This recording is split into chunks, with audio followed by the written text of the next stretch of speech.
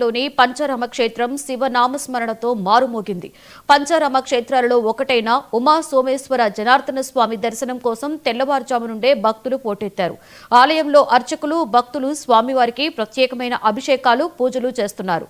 ఈ స్వామిని సాక్షాత్తు చంద్రుడే ప్రతిష్ఠించడం కారణంగా శివలింగం అమావాస్యకు గోధుమ వర్ణంతో పౌర్ణమికి శ్వేతవర్ణంతో రంగులు మారుతుంటుందని భక్తులు చెబుతున్నారు. ఏ ఆలయంలోనూ లేని విధంగా శివలింగంపై మాతా అన్నపూర్ణేశ్వర దేవి కొలువై ఉంటారు. వేలాది మంది భక్తుల రాకతో ఆలయ అధికారులు పోలీసులు భద్రతా ఏర్పాట్లు చేశారు.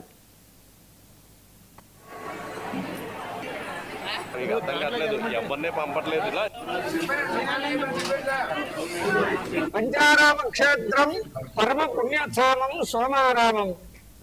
ఆరామ క్షేత్రాలలోనే సర్వశ్రేష్ఠంబుగా విరాజిల్లుతోంది ఈ క్షేత్రం. ఎందుకనగా పూర్వకాలంలో తారకాసుడనే రాక్షసుడు ఘోర తపస్సు చేసి అమృతాత్మకమైనటువంటి ఆత్మలింగాన్ని వరంగా పొందుతాడు. అతడు వరం పొందడం వల్ల అజేయుడై దేవతల్ని మునుల్ని బ్రాహ్మణుని హింసిస్తూ యజ్ఞయాగాది క్రతువుల్ని ధ్వంసం చేస్తూ ఉంటాడనమాట.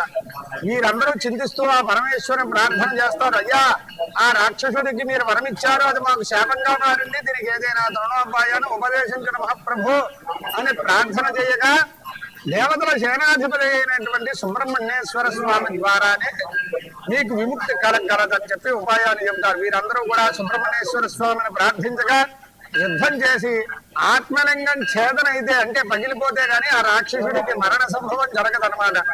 ఆ యుద్ధంలో ఆత్మలింగం ఛేదన 5 భాగాలై భూలోకంలో పడ్డ 5 దేవతల పలువురు ప్రదేశాల్లో ప్రతిష్ఠించారు. ఇది ఈ గురుమూడి క్షేత్రంలో చంద్రుడు ప్రతిష్ఠించారనమాట. దానికి సోమేశ్వరుడు అని పేరు వచ్చింది. చంద్రుడు ప్రతిష్ఠించాడు కాబట్టి దీనికి సోమేశ్వరుడు అని పేరు వచ్చింది. చంద్రుడి యొక్క కళలన్నీ స్వామివారిలో కనబడతాయి. అమావాస్య గోధుమలలో నల్లగా మచ్చలు, అలాగే పౌర్ణమికి తెల్లగాను మనకి స్వామివారి దర్శన భాగ్యాన్ని కలిగిస్తారు. పంచారామ క్షేత్రం పరమ పుణ్యస్థానం సోమారామం. ఆరామ క్షేత్రాలలోనే సర్వశ్రేష్ఠంబుగా